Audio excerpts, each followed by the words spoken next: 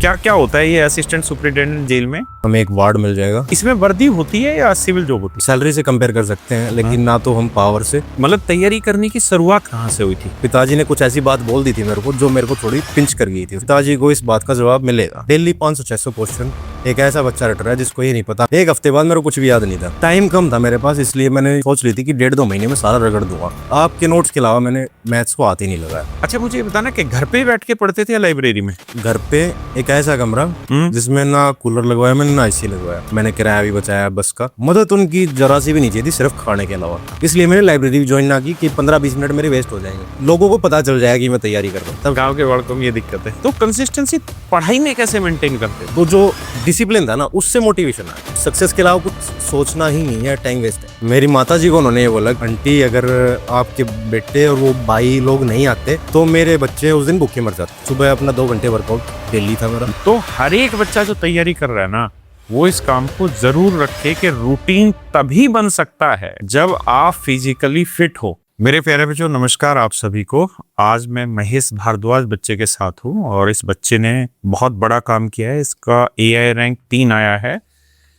Basically इसका selection हुआ Delhi subordinate service selection board में असिस्टेंट सुपरिटेंडेंट की पोस्ट पे। जेलर बोला जाता है एक किस्म से। असिस्टेंट सुपरिटेंडेंट को हम जेलर कहते हैं, यानी तिहाड़ जेल में जो जेलर हो गया, दिल्ली की जितनी भी जेल होती है उनमें जो जेलर होता है उसी को हम असिस्टेंट सुपरिटेंडेंट बोलते हैं।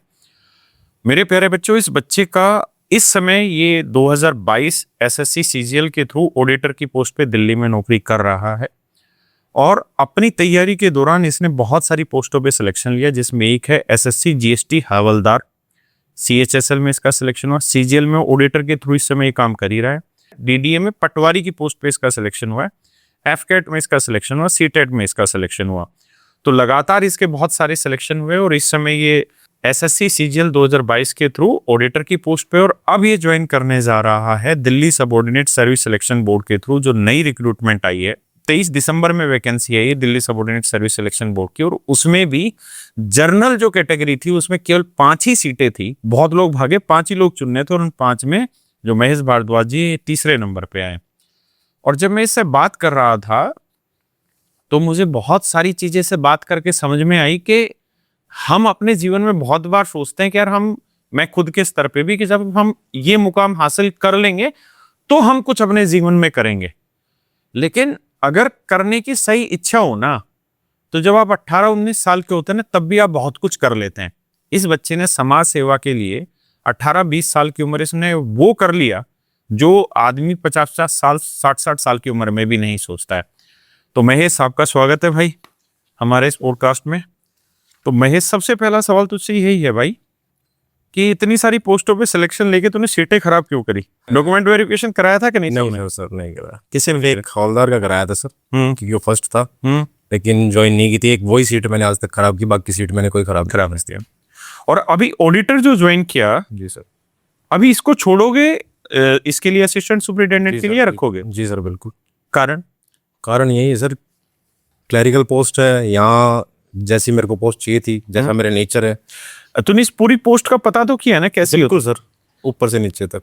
क्या क्या होता है ये असिस्टेंट सुपरिटेंडेंट जेल में? मेन सर इसका काम है सुपरविजन का। जैसे हमें एक वार्ड मिल जाएगा। उस वार्ड में जितने भी कैदी होंगे उनको सुपरवाइज करना है कि कोई भी अराजकता का माहौल ना फैले, सब कुछ व्यवस्था ठीक ठाक चलती रहे। कोई भी मतलब किसी को, कैदी के भी किसी का अधिकार का हनन ना हो, किसी कैदी के अधिकारों का, और स्टाफ भी सारा अपना ठीक ठाक काम करता रहे। ये हमारा सुपरविजन का वहाँ काम होता है मेन सर। और इसमें अगर देखें तो इनिशियल एंट्री वाइज क्या रहता है? जैसे मान लीजिए दिल्ली पुलिस है, तो दिल्ली पुलिस में पहले सिपाही भर्ती होगा, फिर हवलदार प्रमोशन होगा, फिर ASI बनेगा, फिर सब इंस्पेक्टर बनेगा। सब इंस्पेक्टर पे डायरेक्ट रिक्रूटमेंट भी हो जाता है। फिर इंस्पेक्टर बनेगा, फिर इंस्पेक्टर से ACP बनेगा, फिर एडिशनल DCP बनेगा, फिर DCP बनेगा, फिर ऐसे चलते चलते कमिश्नर बनता है। इसमें क्या रहता है? इसमें हायरार्की है सर। पहले आपका आता है वार्डर। हाँ, वार्डर यानी सिपाही मान लो आप। वार्डन? जी, वार्डन। हाँ। उसके ऊपर आपका आता है हेड वार्डर, हवलदार। उसके ऊपर आ गया आपका चीफ हेड वार्डर, ASI के बराबर। ASI। उसके बाद आता है असिस्टेंट सुपरिटेंडेंट। उसके बाद आता है सीधा डिप्टी सुपरिटेंडेंट। अच्छा। उसके बाद आता है सुपरिटेंडेंट यानी SP कह लो। SP। उसके बाद वो DIG IG का वो कैडर आ जाता है। इसमें वर्दी होती है या सिविल जॉब होती है? ये वर्दी होती है सर। इसमें कहीं ना कहीं PCS वाली वर्दी होती है इसमें। अच्छा। जैसे सब इंस्पेक्टर से आप सैलरी से कंपेयर कर सकते हैं, लेकिन ना तो हम पावर से हाँ। और ना ही वर्दी से। सिर्फ स्टार 2 हैं, लेकिन सब इंस्पेक्टर की एक स्ट्रिप होती है, वो स्ट्रिप नहीं मिलती इसमें। इसमें सिर्फ स्टार होते हैं, तो इसलिए कहीं ना कहीं हम पीसीएस वाली वर्दी कह सकते हैं। वर्दी कह सकते हैं। तो मुझे एक चीज बताना कि एक जो बेल्ट वाली नौकरी होती है उसमें डिसिप्लिन थोड़ा ज्यादा चाहिए होता है, जी बिल्कुल। है ना। और दूसरा, तुम जिस मानसिकता के लोगों के साथ काम करोगे जी वो ऐसे लोग हैं जिनको पहले ही समाज से निकाल के वहां रखा गया है। जी सर। और यहाँ जहाँ तुम काम कर रहे थे, यहाँ केंद्र सरकार की नौकरी है, जी बिल्कुल। है ना। एसी ऑफिस में बैठ के काम करना है और टाइमिंग भी फिक्स है, जी बैलेंस लाइफ है। वहाँ लाइफ बैलेंस नहीं होगी, कारण कि जब आपका रोज का मिलना ही ऐसे लोगों से होगा, वहाँ कभी तो आपको दुख की कहानियां मिलेंगी, कभी आपको क्रूरता देखने को मिलेगी, तो वहाँ तो मेंटली डिस्टर्ब होंगे ही होंगे। तो फिर क्यों चूज कर रहे हो उसे? सर, शुरू से ही मेरे को लोगों के साथ रहना, समाज में एक्टिव रहना मेरे को पसंद था। सोशली मैं शुरू से ही एक्टिव रहा हूँ, तो मेरे को अलग अलग तरीके की पर्सनैलिटियों से मिलना मेरा अच्छा लगता था। तो मेरा अनुभव भी रहा है, हजारों लोगों से मैं आज तक मिला हूँ, अलग अलग कहानियां सुनी है। तो मेरा मन था, मैं यहाँ कहीं ना कहीं स्टक हो गया था। अच्छा। मेरे को थोड़ा मोनोटोनस लगता था यहाँ का माहौल। क्लैरिकल जॉब मेरे को पसंद थी भी नहीं, कि अपना 9 से 5 बैठे और अपने घर आ गए। जॉब वहाँ भी 8 घंटे की है, लेकिन वहाँ जब कभी भगवान के पास जाएंगे तो कुछ ना कुछ अनुभव लेके जाएं कि हाँ, हमारे पास इतनी सारी कहानियां, इतने सारे किस्से। हाँ, दुनिया के सारे बिगड़े हुए आदमियों से हमने बातें की है। सुई बनाने से लेके जहाज बनाने वाले आदमी सब मिले हैं वहाँ। हाँ, वहाँ हर तरीके के लोग आते हैं सर। बिल्कुल सच बात है। अच्छा, अब मुझे थोड़ा सा इसका बता कि जो अभी ऑडिटर कैग में है, जी सर, कैग में जो ऑडिटर होता है, इसका क्या काम रहता है और इसकी डेली लाइफ कैसे रहती है? लाइफ सर यही है एक तरीके जैसे अभी आपने कहा ना, मोनोटोनस हो गई है, जी सर, मतलब बोरिंग सी हो गई, वो कारण क्या है, क्या काम होता है? कारण सर यही है, कहीं ना कहीं हमारा क्लर्क का काम है। नाम ऑडिटर का है, काम क्लर्क का हमारा। हम कहीं ना कहीं जो पैराज आते हैं उसको स्क्रूटनी करनी होती है। फाइल पुटअप का हमारा इनिशियल काम होता है कि कोई भी फाइल हुई, अगर एडमिनिस्ट्रेशन में होता है एडमिनिस्ट्रेशन की थोड़े अलग काम होगा। जैसे मान लो कोई रिपोर्ट में पैरा की स्क्रूटनी करके फाइल पुट करनी, इनिशियल स्टेज पे हमारा काम होता है। मतलब इसको और थोड़ा सरल शब्दों में समझा, जैसे हम बोलते हैं ना फाइल पुट करनी, तो मतलब पुट करने में मतलब क्या हुआ उसका? पुट करना यानी फाइल स्टार्ट ही हम लोग करते हैं, मतलब उसको बनाते हो, उसको पढ़ते हो, पूरा सारी चीजें। जो पहला लेटर बनेगा एक तरीके से, हाँ। सरल भाषा में ये पहला लेटर हम ही बनाएंगे। उसके बाद डब्ल्यू देखेगा, डब्ल्यू के बाद सीनियर देखेगा, फिर डिप्टी, फिर डायरेक्टर, ऐसे। अच्छा, तो इसमें बोरिंग कैसे है? इसमें भी तो नए नए काम आते होंगे। काम तो सर वही है, जिस सीट पे बैठ गए सालों सालों उसी सीट पे निकल जाते हैं। अच्छा, वही लेटर डेली के, वही काम, तो इसलिए ये बोरिंग है। और दूसरी बात सर ये है, पब्लिक से इंटरेक्शन सिर्फ ऑडिट पे जाओगे तभी होगा। और ऑडिट पे भेजते हैं ऑडिटर को कि नहीं? भेजते हैं, लेकिन वही है, कुछ टाइम बाद भेज दें। और फिर कहीं ना कहीं वही है सर, ऑफिस पे डिपेंड करता है, माहौल पे डिपेंड करता है। कुछ लोग पुराने हैं, वही जाते रहते हैं, नए लोगों की सेटिंग है, वही जाते हैं। बस वही है सर। अच्छा, मुझे इसमें बताना, प्रमोशन कैसे है ऑडिटर में? प्रमोशन अच्छा है सर। जैसे कितने साल में प्रमोशन? अगर नॉर्मल ले हम तो सीनियर ऑडिटर पहले 3 साल में 4200 था, अब 6 नहीं, साल। जैसे अभी ऑडिटर हो आप 2800 ग्रेड पे, तो कितने टाइम बाद? पहले 3 साल अगर बिना एग्जाम के चले हम, पहले 3 साल में 4200 दे देते थे सीनियर ऑडिटर का। अच्छा, सीट वेकेंट है तो। अब क्या हो गया कि इन्होंने 6 साल करके 4600 कर दिया। मतलब 6 साल की नौकरी होगी तो डायरेक्ट 4600 हो जाएगा, 4200 को हटा ही दिया, सीनियर ऑडिटर सीधा 4600। तो 6 साल में टेस्ट के थ्रू या कैसे? नॉर्मल। यार वो तो ज्यादा बेटर है। कई बच्चों के 6 साल भी तो लग जाते तैयारी करते करते। तो सिर्फ वही है ना सर, सिर्फ ग्रेड पे, सिर्फ सैलरी सब कुछ नहीं होती। एक वही है ना, जहाँ आपका मन हो, जहाँ आपको काम करने में अच्छा लगे। तो भाई लॉरेंस बिश्नोई से संबंध बनाने और कुछ नहीं करना है। अच्छा, तो मुझे अगला जवाब दे कि इतने सारी जो पोस्टों पे तेरा सिलेक्शन हुआ महेश, मतलब तैयारी करने की शुरुआत कहाँ से हुई थी और सरकारी नौकरी का दिमाग में आया कैसे था कि सरकारी नौकरी करनी है? सरकारी नौकरी की शुरुआत 2021 के एंड में। मैं ऐसे ही टहलने लग रहा था एक दोस्त के साथ। तो मैं उससे अपनी सिस्टर के रिगार्डिंग कुछ, मैं उससे बुक्स की नॉलेज ले लेना चाह रहा था उससे। तो उसने मेरे को, वो एक स्टेनोग्राफर था, तो स्टेनोग्राफर का इतना कुछ पढ़ाई से इतना कुछ वो नहीं, तो में ना स्किल पे डिपेंड, उनका स्टेनो वाला काम होता है। तो उन्होंने अपने लेवल की अपने मेरे को सलाह दे दी। और राकेश यादव के मैथ्स के नोट्स में ईमेल कर दूंगा, वो नोट्स पढ़ लियो, उसमें से अपना कुछ यूट्यूब की हेल्प ले लियो। एक सलाह बहुत बढ़िया थी और एक सलाह बहुत वर्स्ट थी उसकी। दोनों मेरे काम भी आई और बिगाड़ा भी एक।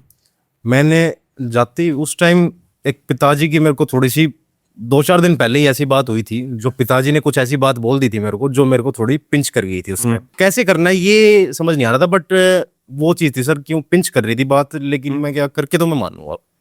पिताजी को इस बात का जवाब मिलेगा, आज नहीं मिलेगा, साल बाद मिलेगा, लेकिन खुश होंगे मेरे जवाब से। ऐसा जवाब दूंगा उनको कि वो खुश हो जाएंगे।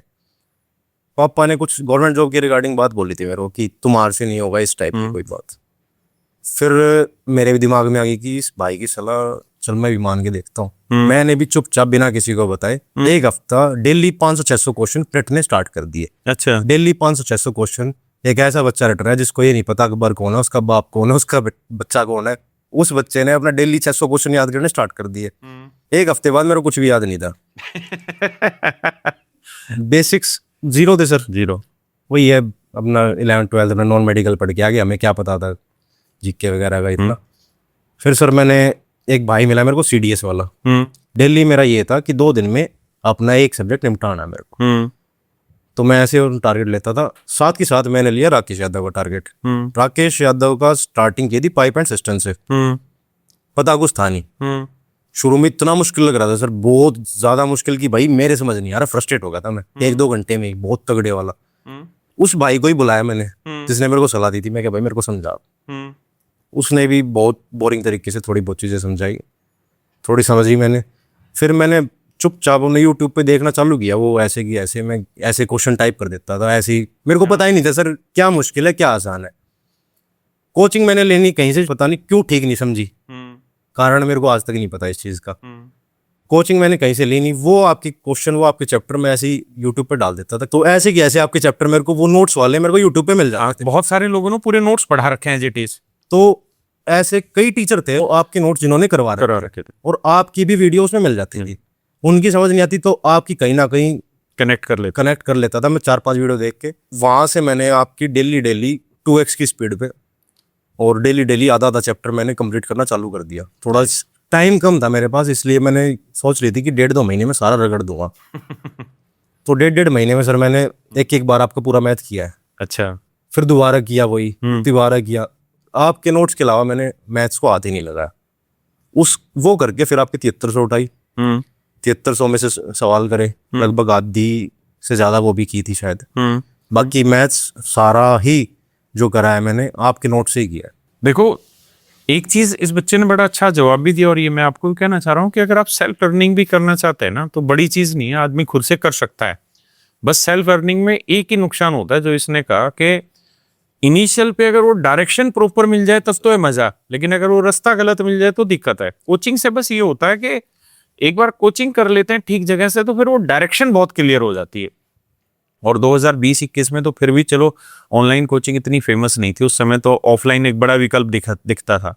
लेकिन अब तो ऑनलाइन कोचिंग इतनी सस्ती, 1000-1200 रुपए में कोचिंग हो जाती सारे सब्जेक्टों की। तो आप एक बार तरीके से पढ़ लीजिए कोचिंग को, ज्यादा भी नहीं तो 2-2.5 महीने पढ़ लीजिए, उससे आपका एक विजन क्लियर हो जाता है। और उस विजन क्लियर करने के बाद फिर आपके रास्ते धीरे धीरे खुलते चले जाएंगे। जैसे इस बच्चे ने कहा कि मैंने पाइप एंड सिस्टम उठा लिया पहली बार और मुझे कुछ पल्ले ही नहीं पड़ा। और सच बात यह है कि वो पल्ले पड़ेगा ही नहीं, क्योंकि वो सीक्वेंस ही प्रॉपर नहीं है।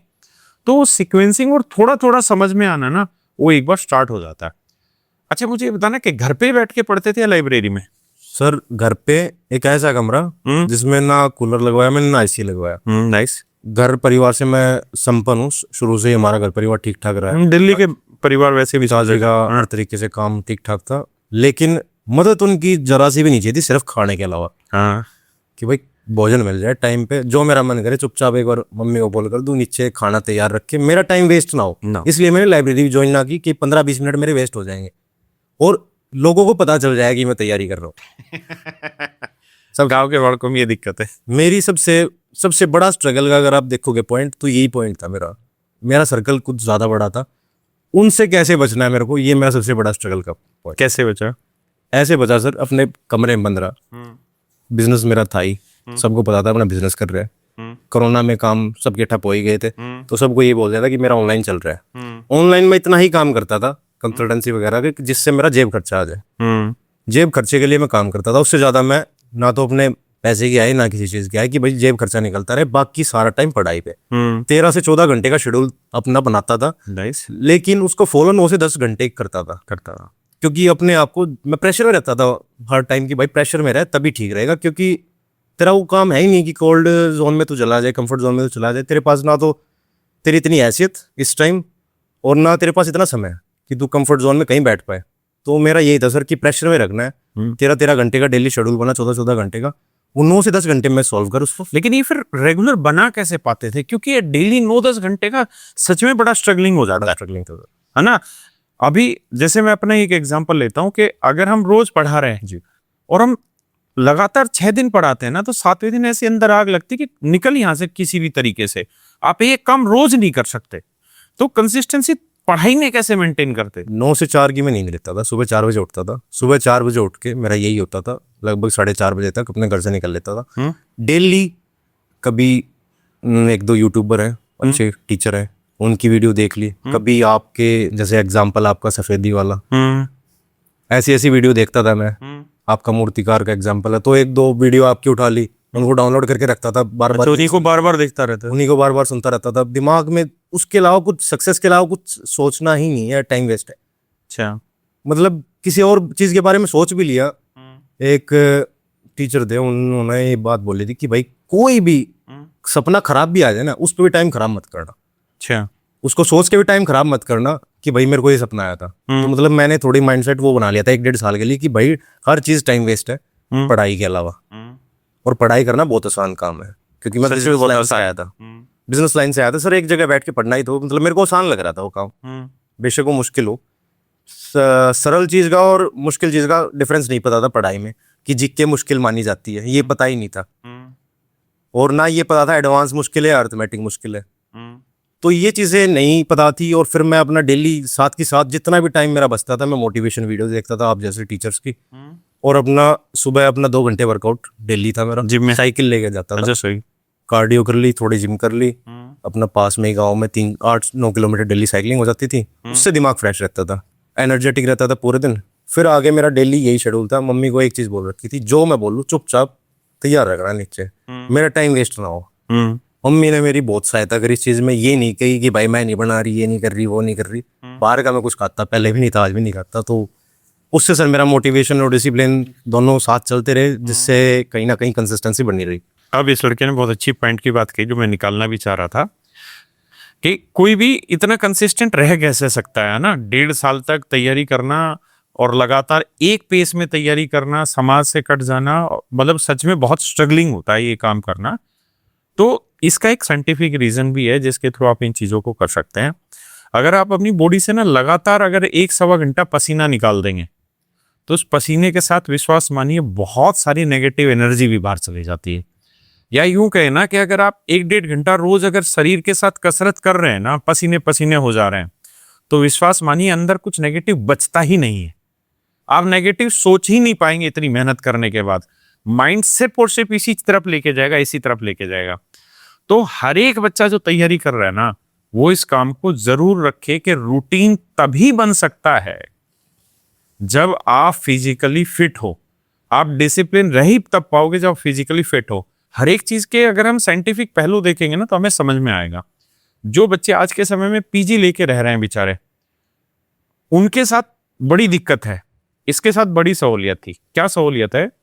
देखिए, हम जो खाना खाते हैं ना, उसमें जो न्यूट्रिशन वैल्यूज होती हैं, उसका हमारे माइंड पे, हमारी बॉडी पे बहुत इंपैक्ट होता है। ये खुशकिस्मत था कि इसको माँ के हाथ का बना हुआ मिल गया, घर का खाना मिल गया, तो इसका मतलब इसकी न्यूट्रिशन की जो एनरिचमेंट थी वो लगभग लगभग पूरी हुई होगी। अब जो बच्चे आज के समय में पीजी में रह रहे हैं, हॉस्टल में रह रहे हैं, तो हॉस्टल वाला सिर्फ अपने प्रॉफिट के लिए काम कर रहा होता है, पीजी वाला अपने प्रॉफिट के लिए काम कर रहा होता है। तो वो जब प्रॉफिट के लिए काम कर रहा होगा, तो उसको कोई मतलब नहीं है कि आपको न्यूट्रिशन मिले कि ना मिले, आप भाड़ में जाओ। वो सबसे घटिया किस्म की चीजें खरीदेगा, सबसे घटिया किस्म के फल खरीदेगा, सबसे घटिया किस्म की दालें खरीदेगा, हर चीज वो घटिया किस्म की खरीदेगा। कारण उसका मुख्य उद्देश्य है प्रॉफिट कमाना। और ये जब सारी चीजें घटिया होती चली जाएंगी, तो आपके खाने की जब तासीर बदल जाएगी ना, तो उसका बहुत इंपैक्ट आता है आपके माइंड पे। अब जैसे बच्चों से अगर देखो, इनकी ए रैंक 3 है, इनके चेहरे से देख के लगता नहीं है कि ये इस जोन से भी निकले होंगे, बल्कि ये उस जोन में घुसे भी नहीं है। ये 10-12 घंटे, 9-10 घंटे नॉर्मली तैयारी करके बाहर निकल के आ गए। उसके पीछे 2 सबसे बड़े कारण थे, हेल्थ वाइज इन्होंने अपने आप को 2-2.5 घंटे रोज दिया, 8-9 किलोमीटर रोज साइकिलिंग की, जिम किया। और दूसरा, खाना, न्यूट्रिशन, वो बहुत वैल्यू रखता है। दूध बहुत वैल्यू रखता है, अच्छा खाना बहुत वैल्यू रखता है। तो मैं आप सब बच्चों को भी यही सलाह दे रहा हूँ, चाहे आप पीजी रह रहे हैं या हॉस्टल रह रहे हैं, कुछ भी करिए, थोड़ा पैसा बचाइए, लेकिन खाने पीने पे अच्छी चीजों पे खर्च करिए। खुद से कुछ खरीदिए, फल फ्रूट वगैरह वो खाइए, दूध पीजिए, इस तरह का कुछ, और स्प्राउट्स लीजिए, सबसे बढ़िया चीज है, सस्ता। और दूसरा मेरे भाई, डेली के 2 घंटे शरीर पे लगाओ, बहुत जरूरी है। अगर ये काम करोगे तो ही आप अपने डिसिप्लिन को मेंटेन कर पाओगे और कंसिस्टेंसी मेंटेन हो पाएगी। और शायद यही कारण है कि ये बच्चा रैंक 3 ले आया। और इसके पीछे एक और भी कारण है कि ये बच्चा मतलब इतना अच्छा कैसे कर पाया, और वो ये है कि ये 18-19 साल की जब उम्र में थे, तो इन बच्चों ने एक एनजीओ अपना रजिस्टर कर दिया था। ये इन बच्चों ने सोशली सेवा करनी स्टार्ट कर दी थी। तो अब मेरा सवाल महेश अगला यही है कि उसको पूरा सिस्टमेटिक जो जो मुझे बताया, उस सिस्टमेटिक बताओ, कैसे कैसे तुम लोगों ने काम किया सोशली और कैसे सोचा उस चीज के बारे में। सर कॉलेज में था मैं, फर्स्ट ईयर में। 16 अप्रैल 2019 को ऑफिशियली भारत सरकार के कागजों में 18 साल का हुआ था। अच्छा 16 अप्रैल 2019 को ही मैंने एक मार्केटिंग की कंपनी ज्वाइन की थी। अच्छा। मतलब कभी से था कि भाई माँ बाप के उस पर नहीं चलना, इंडिपेंडेंट बनना है। 15 दिन हुए थे, 18 साल, एक महीना जो पहला महीना था, तो 30 अप्रैल को मेरे 10-10,500 रुपये कुछ समथिंग कमीशन आया था उसमें। ऐसे ही 4-5 महीने काम किया, कभी 12,000 बन गए, कभी 22,000 बन गए, मतलब कोई फिक्स नहीं था, 15-20,000 एवरेज आ रही थी। 4-5 महीने काम किया। 2019 की एंडिंग में सितंबर अक्टूबर के आसपास आप जैसे एक्सपीरियंस अनुभवी लोग मिले मेरे को। 10-15 लोगों ने मिलके एक स्टार्टअप और किया एजुकेशन का, ऑनलाइन एजुकेशन का। अच्छा। तेजस रीडर्स प्राइवेट लिमिटेड। क्या था? तेजस रीडर्स प्राइवेट लिमिटेड कंपनी था। हाँ। तो उसमें मैं एग्जीक्यूटिव मेंबर का पद संभाल रहा था 18 साल की उम्र में। तो सर फिर उसमें हमने लगभग 6-7 महीने वो काम किया। उसमें काम क्या होता था? काम ये था सर कि आप जैसे टीचर्स को हम इनवाइट करते थे कि हमारे प्लेटफॉर्म पे आओ, आप बच्चों को पढ़ाओ। तो ऐसे ही हम कोई म्यूजिक टीचर ले लिया, अच्छा, कोई गिटार सिखा रहा है, तो मतलब ऐसे ऐसे अलग अलग स्किल्स के कुछ टीचर्स बुलाए, जैसे अलग अलग प्लेटफॉर्म वालों से हमने संपर्क किया। तो वहाँ के टीचरों ने भी हमारी हेल्प की और हमारे प्लेटफॉर्म पे वो लोग आए। 2020 की जो शुरुआत थी, लगभग मार्च में आपका कोरोना आ ही गया था। उसके कोरोना आने से पहले ही कहीं ना कहीं हमने अपना, हमारी आर्थिक स्थिति काफ़ी ख़राब हो गई थी। अच्छा। गोलचा सिनेमा सुना हुआ? अच्छे जानता हूँ। उसके सामने एक जर्जर सी बिल्डिंग में हमने अपना ऑफिस खोला था। अच्छा। हालात काफ़ी ख़राब हो चुके थे आर्थिक, पैसा कंपनी में भी लग गया था कुछ कुछ। हमने अपने सब भाइयों ने अपना जोड़ तोड़ के अपना काम किया। और आपको पता है जब आपके पास कैपिटल ना हो तो क्या हालत होती है। तो वो टाइम भी मैंने भी देखा है, शायद आप लोगों ने तो सब नहीं देखा, पुराने लोगों ने तो, कि किराया बचाने वाला टाइम। मैंने किराया भी बचाया बस का 10-10, 15-15 रुपए। क्यों? कि घर वालों से नहीं लेने, घर वालों से नहीं। मंथ एंडिंग है भाई, 2-4 दिन का टाइम है, कोई बात नहीं, बाद में आ जाएंगे पैसे, थोड़े दिन पैदल चल ले, क्या फर्क पड़ रहा है। नारायणा विहार से शादीपुर पैदल भी आया हूँ सर मैं। अच्छा। तो ये 2020 के आसपास की बात है, 19-20 की। फिर मार्च 2020 में कोरोना लग ही गया था। हमने काफी कोशिश की ऑनलाइन भी स्टार्ट करने की, चीजें वो नहीं हो पा रही थी क्योंकि उस टाइम लोग एकदम से नहीं आ पा रहे थे ऑनलाइन उस पे। जिसकी कैपिटल अच्छी थी वो कंपनी चल गई, जिसकी कैपिटल ठीक नहीं थी वो नहीं चल पाया था। वो तो ऑब्वियस सी बात है, उस टाइम काफी ठप हुए थे धंधे। फिर सर मैंने 2020 में अपना 21 मार्च को ये लॉकडाउन लगा था, शायद ये 23 मार्च को, 21 मार्च को, 30 मार्च तक एक हफ्ते 10 दिन में मैं बोर हो गया था, क्योंकि बिजनेस में हो चुका था मेरा कि एक दिन भी खाली नहीं बैठना। और मैं 9-10 दिन में बहुत बुरी तरीके से बोर हो गया। फिर ऐसे ही चलते चलते एक दिमाग में ऐसी थॉट आ गया कि भाई, क्योंकि उस टाइम राशन की कमी हो गई लोगों को। अच्छा। फिर मैंने ऐसे ही अपने इर्द गिर्द देखा, लिस्ट बनाई, 45+ परिवार ऐसे थे हमारे गाँव में जो रेंट पे रह रहे थे, गरीब लोग थे, यूपी बिहार साइड के बेचारे गरीब लोग थे। तो उनके घर राशन की कमी हो गई थी। हम तो गांव से समृद्ध परिवार से थे भाई, खेत हमारे यहाँ ही, तो अनाज हमारा आ ही जाता है गांव से। तो लगभग सब संपन्न परिवार होगा तो ठीक है, लेकिन इनका कौन देखेगा? गवर्नमेंट भी कितनी मदद कर पाएगी? आने जाने के यातायात के साधन सब खत्म हो गए थे। फिर मैंने एक प्लान बनाया, हमारे गाँव के 8-10 जो बढ़िया बढ़िया लड़के लिए वॉलंटियर, कुछ बाहर से लोग मंगवाए, अपना बुलवाए, अपना हमने 15-20 लोगों की टीम बनाई, बोरी कट्टे लिए, गांव में घूमे, रिक्शा 2-3 रिक्शा ली, लगभग हमने 2 से 3 हजार किलो अनाज हमने इकट्ठा कर लिया गांव से। ब्रिलियंट। अपने घर बाहर रखवाया, पिताजी की गालियां सुनी, ये क्यों लिया है भाई, किसकी बीमारी हमारे घर लाएगा, मैं क्या ये वितरण करेंगे हम गरीब लोगों में। तो उनको उस चीज में इंटरेस्ट नहीं था कि भाई क्यों तू दुनियावी बीमारी हमारे घर लेके आ रहा है, प्रधान बन रहा है फालतू। प्रधान बन रहा है काम खागा। फिर भी लेकिन मैं क्या भाई, नहीं, इंसानियत होनी चाहिए इंसान के अंदर, और हम नहीं लाएंगे तो और कोई भी नहीं लाएगा, हमारे से देख के और भाई भी सीखेंगे। हमने जी वो वितरण किया पूरे गांव में। खुद हमने गेहूं भी पीसे हैं। अच्छा। पीसने आते नहीं थे सर मेरे को, 1-2 भाइयों की मदद ली, उन्होंने पिसवाए गेहूं।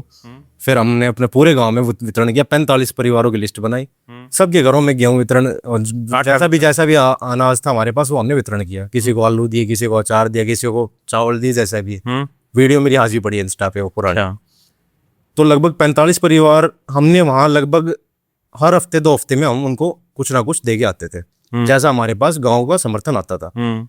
जब वो समर्थन जब तक हमने लिया तब तक ठीक था, फिर हमने 1-2 महीने वो चलाया। उसके बाद सर हमारे पास भी शॉर्टेज हो गई थी, और गांव भी कब तक देगा, क्योंकि सबका यही था ना, क्या पता कब तक लॉकडाउन रह जाए। फिर भारत सरकार या दिल्ली सरकार के जो पैकेट आते थे उस टाइम, हमने वो पैकेट वालों से संपर्क किया, जिनके ऑफिस पे आते थे पार्टियों के, उन पार्टी वालों से संपर्क किया, नेता नगरी के लोगों से, कि भाई साहब कुछ हमारे पास भी पहुंचाना कुछ पैकेट।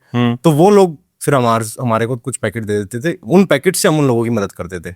इस चीज का मेरे को जो आशीष बोलते हैं ब्लेसिंग, वो मेरे को मिली लगभग शायद 4 से 5 महीने बाद।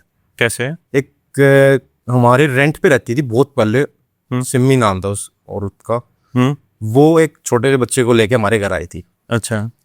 मेरी माता जी को उन्होंने ये बोला कि आंटी अगर आपके बेटे और वो भाई लोग नहीं आते तो मेरे बच्चे उस दिन भूखे मर जाते हैं। अच्छा, नाइस। वो हमारी वीडियो में फिर हमने बाद में देखा भी, भाई वो लेडी थी कौन, तो माँ ने बताया कि भाई ऐसे ऐसे वो आई थी, हमारे घर बहुत पहले रही थी प्लॉट में। मैं कहा दिखाओ एक बार, मैं फिर देखा इसमें कि ये थी वो, फिर उन्होंने बताया हाँ यही थी। फिर हमने देखा कि हाँ ऐसे ऐसे लोगों की भी हमारे हाथ से मदद होगी, ना समझी की उम्र में समझदारी का एक काम हो गया हमारे हाथ से, बड़ा काम था। तो बाकी ये चीजें हुई। फिर सर 2020 ऐसे ही कोरोना में ही कहीं ना कहीं निकल ही जा रहा था। 2020 के अपना एंडिंग आते आते कहीं ना कहीं फिर मैंने अपना कंसल्टेंसी का काम स्टार्ट किया। अच्छा, किस चीज का? जॉब लगवाने की। बेरोजगार आदमी जॉब लगवा रहे हैं। तो सर फिर उसमें मैंने टारगेट किया जो सेल्स की कंपनियां होती हैं, ये मेरे को टाइप पे पैसा देती थी। अच्छा, कि भाई इनसे पैसा लेंगे। उसी के साथ साथ फिर हमने अपना एक एनजीओ भी स्टार्ट किया, अतुल्य तथ्य सोसाइटी के नाम से। वो उसमें हम ये करते थे कि भाई जो इम्पेयर्ड बच्चे हैं, जो विकलांग बच्चे हैं, या हमारे वृद्ध बुजुर्ग हैं हमारे, जो अलग अलग एनजीओज में हैं, जैसे कोई ऐसे अर्थ सेवियर फाउंडेशन है, एक ओल्ड ब्लाइंड होम सोसाइटी है हमारे वाइनी लोठी में ही। तो ऐसी ऐसी एनजीओज में हम लोग जाते थे, उनमें कभी भोजन वितरण कर दिया, कभी भाई हमारे पास बजट अच्छा आ गया तो हमने ये टारगेट कर लिया कि आज हमने 50 बच्चों को शूज पहना के आने, अपने हाथों से उनको शूज पहना के आते थे, बड़ा अच्छा लगता था। और सर कभी होता था कि किसी भाई ने बोल दिया कि भाई मेरी तरफ से कपड़े, तो हम फिर कभी कपड़े वितरण करने चले जाते थे। तो सर ऐसे अपना चलता था। कई बार ऐसा होता था कि भाई पुराने कपड़े आ गए, पुराने कपड़े कई बार अपने सोसाइटीज में जाते थे वितरण करने, जैसे रोहिणी सेक्टर के आ रहा, ऐसे बढ़िया काम था। और फिर उसके बाद सर हमने अपने एनजीओ को एक ठीक ठाक लेवल पे ले गए सर। उसके बाद फिर 2021 में फिर एक सेकंड वेव आई कोविड। हाँ, कोविड की, जिसमें ऑक्सीजन की कमियां पड़ी थी। ऑक्सीजन की कमियां। फिर सर लगभग 16-17 अप्रैल के आसपास, जैसा मैंने आपको बताया था, भाई की कॉल आती है मेरे पास, कजन की, कि ऐसे ऐसे तेरी भाभी को ऑक्सीजन की नीड है और मिल नहीं रही कहीं। और मैं इस बात से अवगत नहीं था कि भाई ऐसा भी कुछ हो रहा है प्रदेश में अपने। फिर उनसे 1-2 भाइयों से बात की, तो उन्होंने मना कर दिया कि भाई ऑक्सीजन नहीं मिल पाएगी। तो तब मेरे को ये चीज हुई फील कि भाई सच में कोई दिक्कत चल रही है। फिर 1-2 भाइयों को और कॉल की, उन्होंने हमें 8 सिलेंडर देहरादून से मुहैया करवाया कि भाई वहां से आप ले आओ। फिर वहां से किसी से बात की, तो बट उनकी जो अर्धांगिनी थी वो तो बच नहीं पाई, हमारी भाभी जी। लेकिन बाद में मेरे को ये चीज बहुत फील हुई अंदर से कि भाई ऐसा क्या हो गया, क्या संकट आ गया कि भाई ऑक्सीजन नहीं मिल पा रही। फिर सर हमने कुछ हमारे गुरुद्वारा के सिख भाई थे, कमेटी मेंबर, उनको साथ लिया। जनकपुरी साइड से अपना जो ये बेल्ट थी इन भाइयों की, कुछ अपने बजरंग दल, कुछ सेवा भारती, कुछ आरएसएस, कुछ कांग्रेस, कुछ बीजेपी, सब एक करे, सबका ग्रुप बनाया। जो भाई जैसी मदद कर सकता था, कोई आर्थिक, कोई तन से, कोई मन से, कोई धन से, सबको एक एक जिम्मेदारी दी कि भाई तुझे इस एरिया में ये काम करना है। गुरुद्वारा वालों से संघ वालों का टाइप करवाया। जैसे हमारे एरिया में ये मदद नहीं कर पा रहे थे, अच्छा, प्रचार कर रहे थे लेकिन मदद नहीं कर पा रहे थे, तो मैंने इनको उनका आइडिया दिया कि आप लोग उनसे चीजें सीखो। ये गुरुद्वारा वाले भाई हमारे बहुत अच्छा काम कर रहे हैं। मैंने उनको ये चीज बताई, फिर उन्होंने उनसे टाइप किया, इन्होंने अपने यहाँ भी बैड लगवाए। अच्छा, मेरा कुछ पर्सनल कुछ वो नहीं था, लेकिन जस्ट टाइप करवाना, एक दूसरे की इन्फो शेयर करवाना। आप जैसे बड़े भाई हमारे साथ जुड़े, उन्होंने कुछ आर्थिक मदद कर दी। किसी भाई का ये काम दे दिया किसी को कि भाई तुझे ये इन्फो देनी है कि भाई कहाँ बेड खाली है, कहाँ हॉस्पिटल में बेड खाली है, कहाँ टैबलेट्स मिलेंगी, कहाँ मास्क मिलेंगे, कहाँ ऑक्सीजन मिलेगी। ऑक्सीजन का मैं ही मेन काम संभाल रहा था, अपनी गाड़ी लेके 2 भाइयों को बिठा के। हमारा ये काम होता था किस प्लांट पे ऑक्सीजन मिल रही है वहां जाके वीडियो बनानी कि भाई आप लोग यहाँ आ जाओ, हम यहाँ खड़े हैं फिलहाल, यहाँ इतनी देर के लिए इतना ऑक्सीजन अभी यहाँ स्टॉक है। नाइस। तो ये सब काम करते थे सर हम। उसमें हमने लगभग 200-250 बच्चों ने, लगभग 1000+ लोगों की हमने उस टाइम मदद की कोरोना काल में। बहुत बढ़िया। और देखिए जीवन में ना, प्रेमानंद जी महाराज जी का एक बार मैं सुन रहा था, तो उसमें वो यही बता रहे थे कि आपके जो ये प्रारब्ध होते हैं ना, देखो आपने जब पुराना जीवन लिया होगा तो उसमें कुछ बुरे कर्म भी करे होंगे, कुछ अच्छे कर्म भी करे होंगे। तो समझिए ये 2 हाथ है, इसमें अच्छे कर्म और इसमें बुरे कर्म है। कई बार कहते हैं ना कि यार 20 साल तक तो मेरे जीवन में कुछ नहीं हुआ, लेकिन जैसे 20 साल का मैं हुआ उसके बाद मेरी किस्मत पलट गई और मैं बहुत अमीर बन गया। जैसे अंबानी का, धीरू भाई अंबानी का कहते हैं। बेसिकली क्या होता है कि पिछले जन्मों के कर्म हाथ में हैं ही, और इस जीवन के भी कर्म हैं। जैसे ही वो बेकार वाले कर्मों की संख्या घटती जाती है और अच्छे कर्म बढ़ते चले जाते हैं, वैसे वैसे किस्मत बदलती चली जाती है। और होना ये चाहिए कि आदमी को हमेशा जो अच्छे काम किए जा रहे हैं ना, उसको बढ़ाते रहना चाहिए अपने स्टॉक को। उसका फल आज नहीं मिलेगा, कल नहीं मिलेगा, लेकिन जिस दिन ये बुरे कर्म खत्म होते जाएंगे या कम होते जाएंगे और ये बढ़ेंगे, उस दिन उसका परिणाम बहुत तेज गति से मिलेगा। तो देखिए यार, इस सेशन को तो आज हम यहीं पे रखते हैं, और इन सारी चीजों के थ्रू हम एक बात समझ पाए कि अगर आदमी के मन में कुछ करने की हो तो वो किसी भी उम्र में कर सकता है। बस जरूरत है तो उस इच्छा की और उस इच्छा के पीछे की प्लानिंग की। मैं एक आखिरी सवाल मेरे हिसाब से पूछना चाह रहा हूँ कि बहुत सारे बच्चों के साथ ये इश्यू होता है कि वो एसएससी की तैयारी कर रहे हैं तो केवल एसएससी की तैयारी कर रहे हैं, जबकि साइड बाय साइड बहुत सारी वैकेंसी आती है। जैसे अभी डीएसएसबी की एएसओ की वैकेंसी आई हुई है। तो जो ये जेल वाली एएस की थी, ये असिस्टेंट सुपरिटेंडेंट की आप लोगों की, इसका सिलेबस क्या डिफरेंट है या सेम ही है? सिलेबस सेम है, बस एक हिंदी ऐड हो जाती है इसमें। और लेवल सर कहीं ना कहीं सीजीएल के बराबर का लेवल, सीजीएल के बराबर का लेवल है। तो हर एक बच्चे को ये देखना चाहिए कि साइड बाय साइड जितने कॉम्पिटिटिव एग्जाम आप भर सकते हैं, जो आपके क्वालिफिकेशन पे और जो आपके क्राइटेरिया पे सेट होता है, उन सबको दीजिए।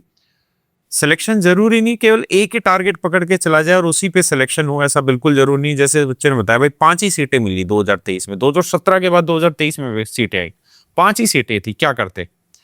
अब 5 सीटें और मान लीजिए आपका सिलेक्शन नहीं हो पाया और आप पिछले 6 साल से केवल इसी पोस्ट के लिए तैयारी करते रहेंगे, तो आपका तो जीवन बर्बाद हो जाएगा ना। तो बेटर है उसी क्वालिफिकेशन के आधार पर जितनी भी सरकारी नौकरियां सबकी तैयारी करते रहिए। नमस्कार, धन्यवाद।